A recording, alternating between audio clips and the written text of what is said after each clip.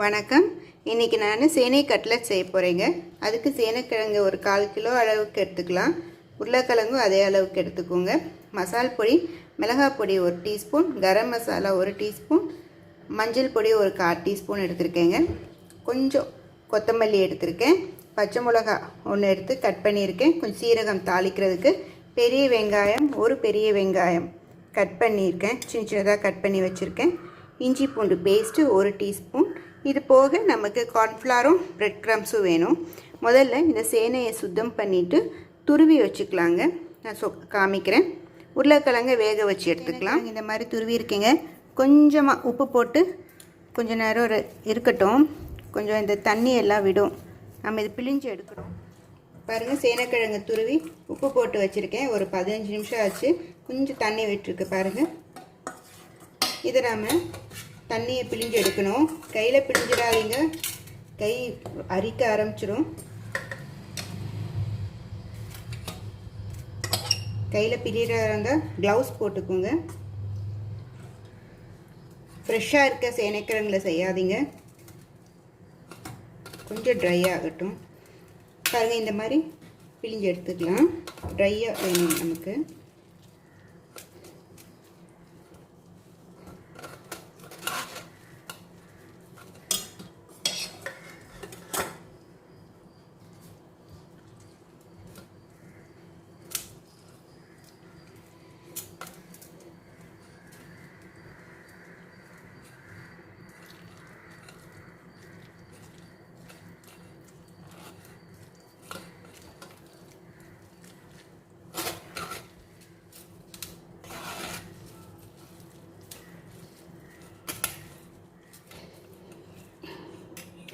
பாருங்கள், தண்ணியே ஊற்றலை, எவ்வளோ தண்ணி வந்திருக்கு பாருங்கள்.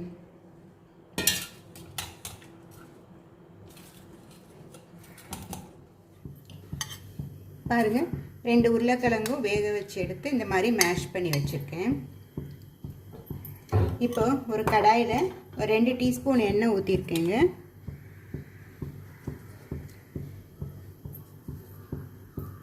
எண்ணெய் காஞ்சோடனே சீரகமும் பச்சை மிளகாவும் போட்டுக்கலாம்.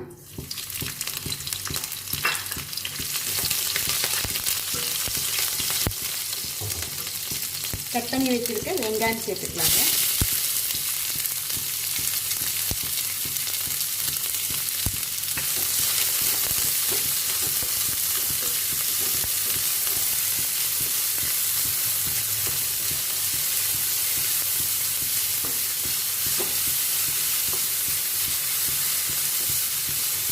கொஞ்சம் வதங்கட்டும். வதங்க அளவுக்கு உப்பு போட்டுக்கலாம்.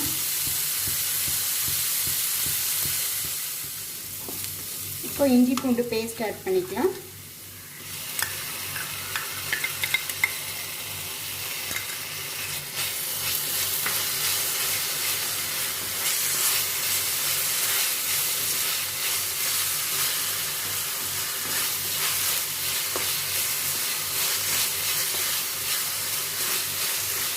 பச்சை வாசனை போகணுங்க, அது வரைக்கும் வதக்கிக்கலாம்.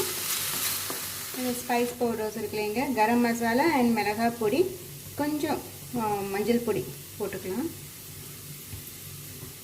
இந்த சேனை சேர்த்துக்கலாங்க.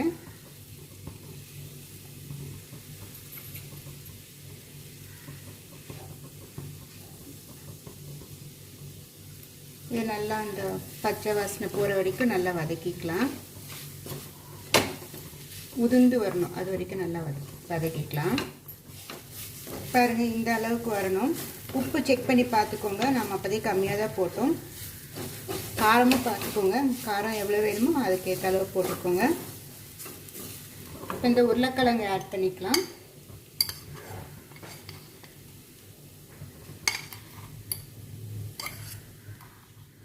இந்த உருளைக்கிழங்கை மிக்ஸ் பண்ணிக்கலாங்க.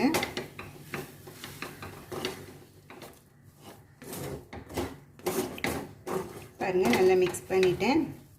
இப்போ இந்த கொத்தமல்லி கருவேப்பிலை எடுத்து வச்சுருக்கேன், அதையும் சேர்த்துக்கலாம். கட் பண்ணி தான் வச்சுருக்கேன். இதை நல்லா மிக்ஸ் பண்ணிக்கலாங்க.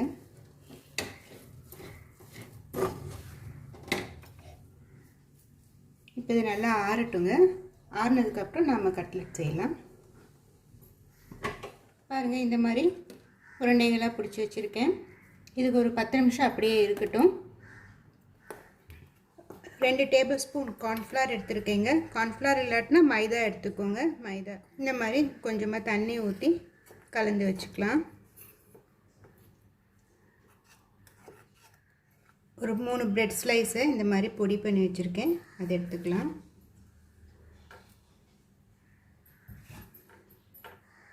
இப்போ ஒரு உருண்டை எடுத்து இந்த மாதிரி கார்ன்ஃப்ளவர் ஸ்லரியில் போட்டு இந்த மாதிரி விட்டுட்டு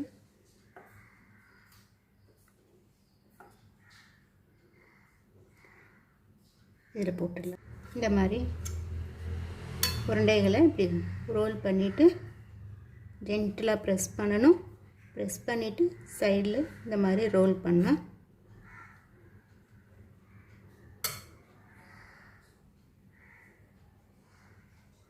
இந்த மாதிரி ரோல் பண்ணலாம். இது மாதிரி எல்லாம் ரெடி பண்ணிக்கலாங்க. இப்போது பேனில் ஒரு 2 டீஸ்பூன் அளவு மட்டும் எண்ணெய் ஊற்றிருக்கேங்க. நீங்கள் டீப் ஃப்ரை பண்ணுறதுனாலும் பண்ணலாம். எண்ணெய் காஞ்சதுக்கப்புறம் இந்த மாதிரி நம்ம ரெடி பண்ணி வச்சுருக்கோம் இல்லைங்க கட்லெட்ஸு, நம்ம இப்படி வச்சிடலாம்.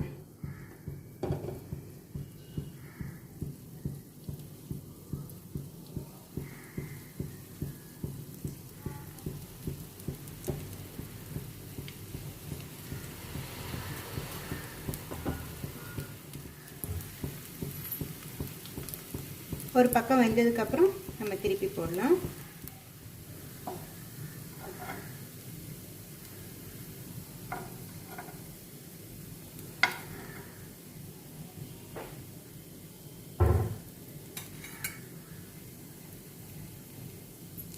இந்த பக்கம் வேகட்டும். இந்த மாதிரி 2 பக்கமும் நல்லா கோல்டன் ப்ரௌன் வர வரைக்கும் நல்லா திருப்பி விட்டு ஃப்ரை பண்ணிவிடுங்க. சேனை கட்லெட் சூப்பராக ரெடி ஆயிடுச்சுங்க. நீங்களும் ட்ரை பண்ணி பாருங்கள். இந்த வீடியோ பிடிச்சிருந்தா என்னோடய சேனலை சப்ஸ்கிரைப் பண்ணிக்கோங்க. தேங்க்யூ.